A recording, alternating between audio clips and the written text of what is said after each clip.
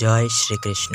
শ্রীমদ্ ভগবদ্ গীতা অধ্যায় 1 অর্জুন বিষাদ যোগ শ্লোক 29 বেপথুশ্চ শরীরে মে রোমহর্ষশ্চ জায়তে গাণ্ডীবম স্রংসতে হস্তাদ্বক্চৈব পরিদহ্যতে।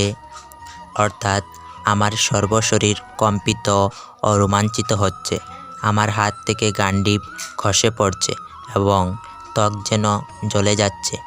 हिंदी में मेरा सारा शरीर काँप रहा है, मेरे रोंगटे खड़े हो रहे हैं, मेरा गांडीव धनुष मेरे हाथ से सरक रहा है और मेरी त्वचा जल रही है।